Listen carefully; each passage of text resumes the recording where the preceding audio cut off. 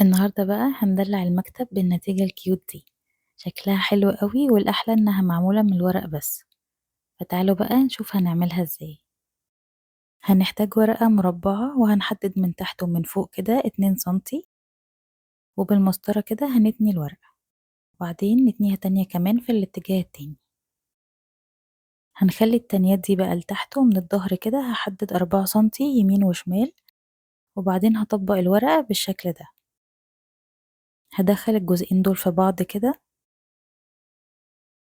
وبعدين هستخدم الصمغ عشان أقفلهم. من الناحية التانية بقى هيكون في جزء كده متطبق من تحت، هبدأ أرسم عليه بخط خفيف كده منحنيات على الأطراف، وبعدين هطلع لفوق حوالي 1 سنتي. وبعدين ممكن أستخدم بقى عملة معدنية عشان أعمل بيها نص دايرة يمين وشمال، وبعدين هستخدم غطا أكبر شوية عشان أرسم بيه دايرة من فوق كده. هوصل الرسمة ببعضها، وبعدين بنفس العملة هرسم ودان كده للدبدوب، وبعدين هفرغ الرسمة. هستخدم ألوان بقى وهبدأ أرسم كده تفاصيل للوش والجسم. والشكل ده هحتاج منه 2 كمان بألوان مختلفة ونفس المقاس.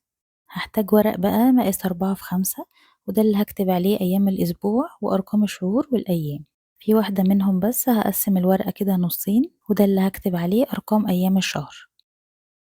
هجهز الورق كله، وبعدين لما أخلصه هدخله في الجيب اللي هيكون موجود هنا ده. دلوقتي هنجهز الستاند بقى اللي هنثبتهم عليه. هنستخدم ورقة A4، وهحدد من الجنب ده 2 سنتي. هطبقه كده، وبعدين هطبق الورقة نصين، وكل نص هطبقه 2، والربع الأخير ده هطبقه جزئين كمان. ابتدي بقى أقفل الورقة بالشكل ده. هثبت الجزء ده من عند أول التانية دي كده،